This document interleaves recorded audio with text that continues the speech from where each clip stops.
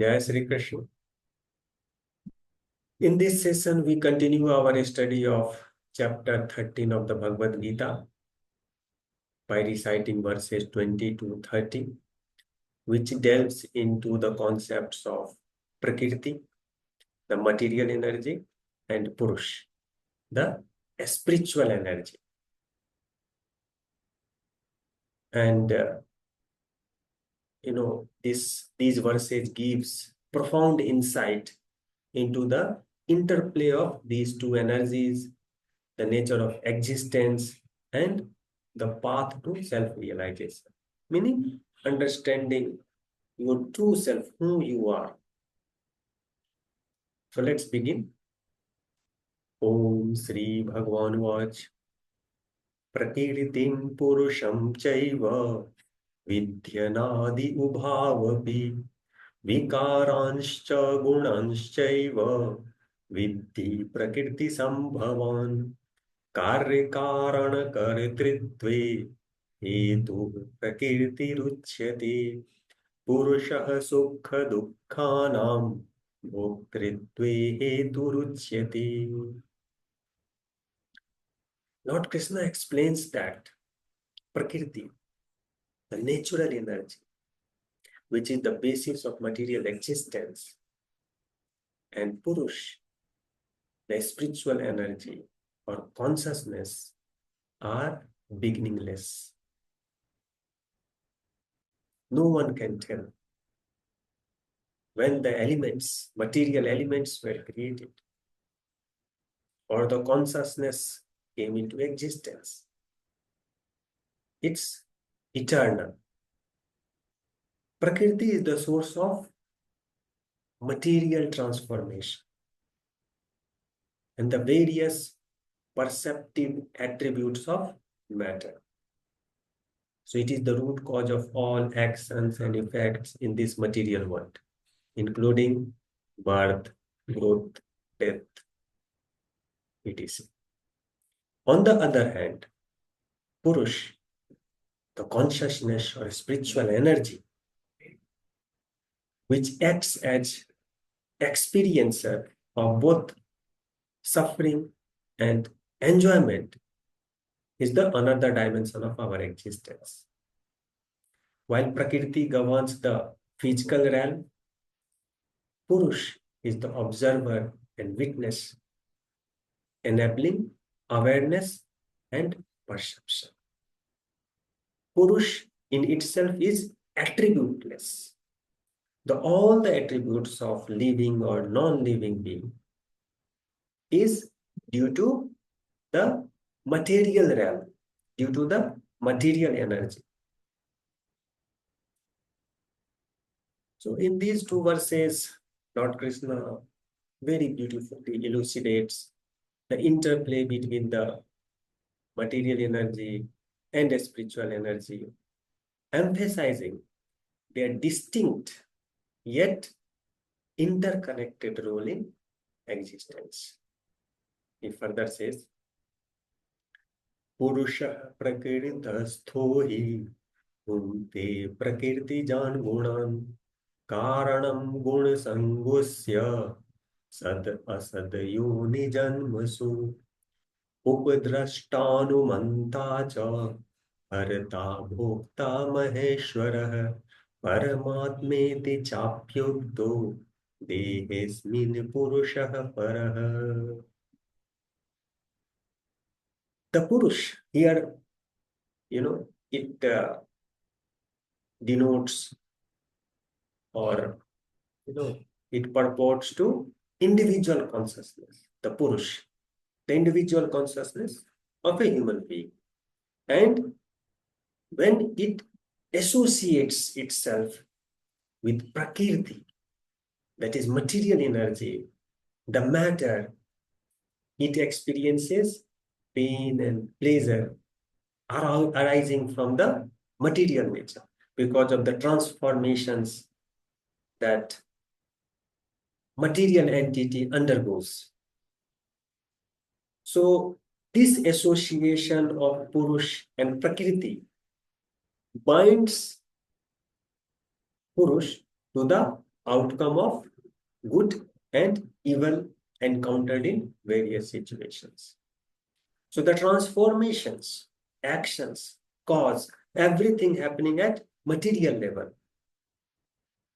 which results in some or other experience, good or bad.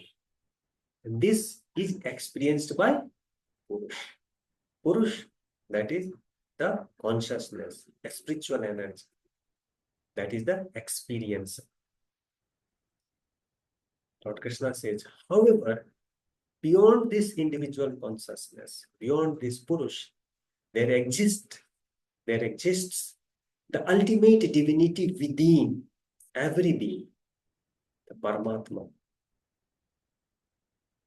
sometimes referred as super soul. This divine presence acts as overseer, permitter, and the ultimate experiencer, transcending the material and spiritual aspects of existence. Lord Krishna further says, यः एवं वेत्ति पुरुषं प्रकृतिं च गुणेन सह सर्वथा वर्तमानोऽपि न स भूयोऽभिजायते ध्यानेनात्मनि पश्यन्ति केचिदात्मानमात्मना अन्ये साङ्ख्येन योगेन कर्मयोगेन चापरे.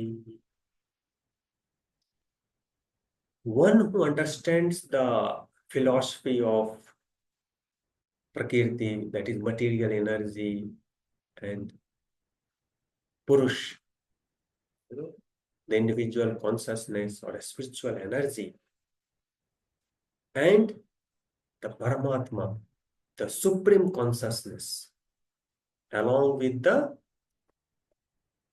interplay of the modes of material nature, is destined to attain liberation and self-realization. So with this understanding, one can understand the self, who I am, better. This helps in the understanding of the self. Now, there are multiple ways to realize or connect with the self. Okay, different paths are there. So Lord Krishna says, different paths lead to this realization.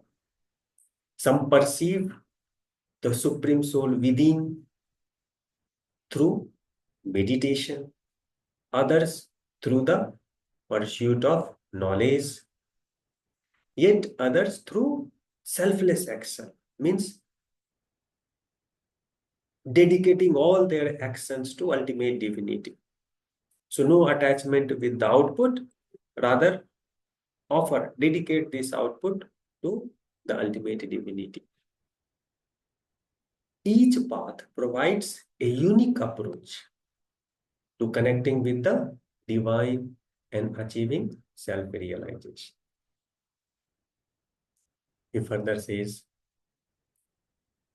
अन्ये त्वेव अजानन्तः श्रुत्वान्येभ्य उपासते तेऽपि चातितरन्त्येव मृत्युं श्रुतिपरायणाः यावत् संजायते किञ्चित् सत्त्वम् अस्थावरजङ्गमम् क्षेत्रक्षेत्रज्ञसंयोगात् तद्विद्धि भरतर्षभः. Others who may not be fully conversant with this knowledge, may not fully have understood, through a study, or who don't have opportunity to be with the master who can provide this understanding with clarity. Okay?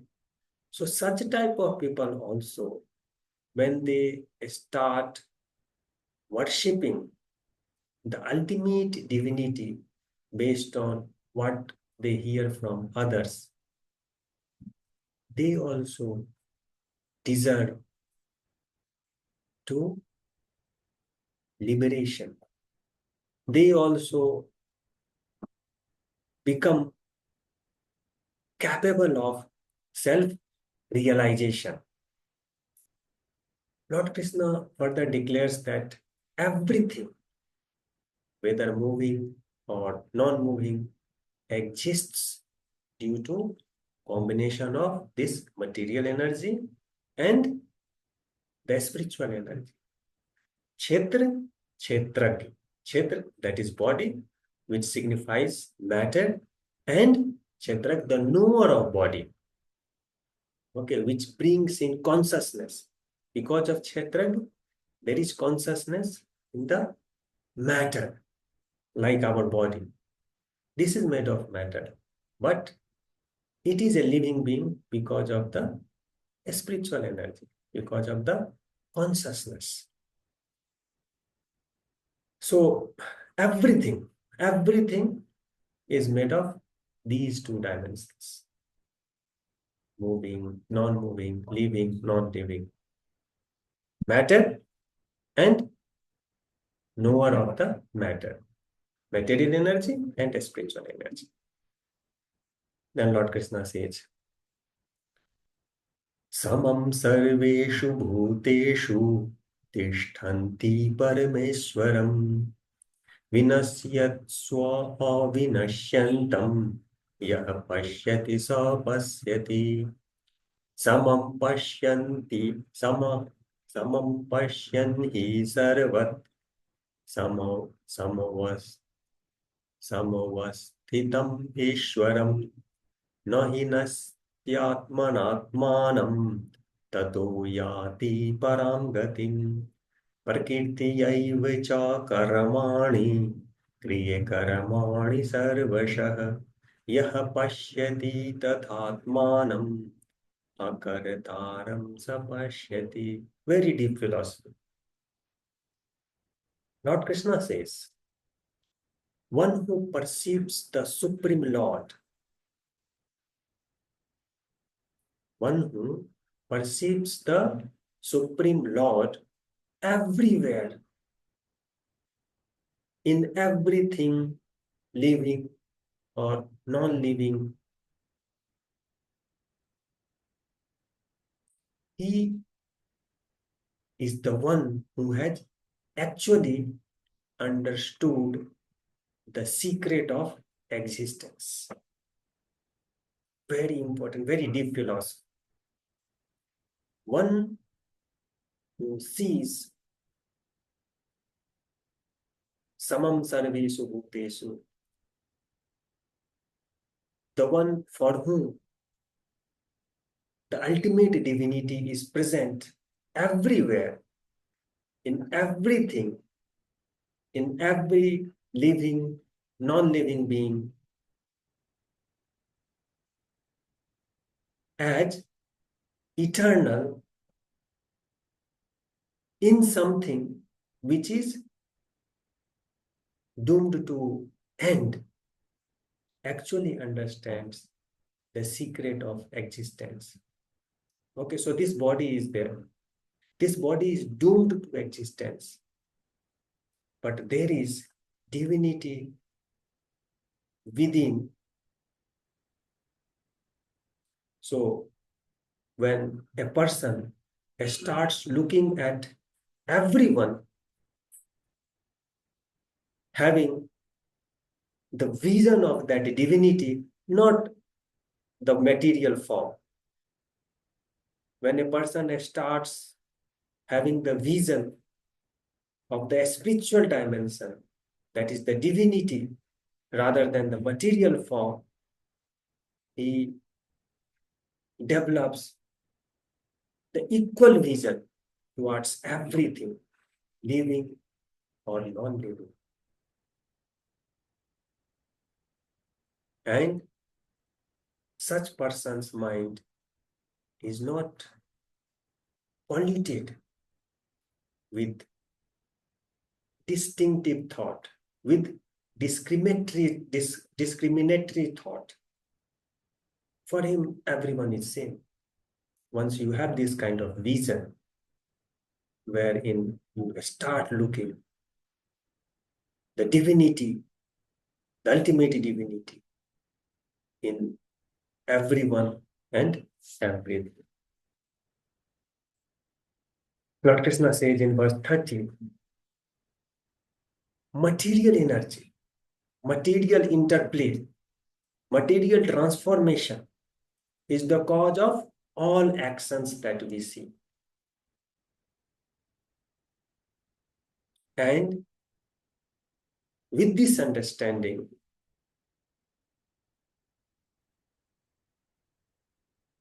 one who understands that the individual consciousness does nothing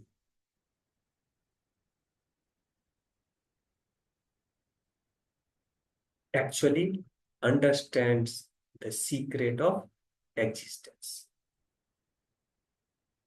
So once we establish ourselves in the spiritual dimension, we become liberated from the karmas that is due to the material interplay, material transformation.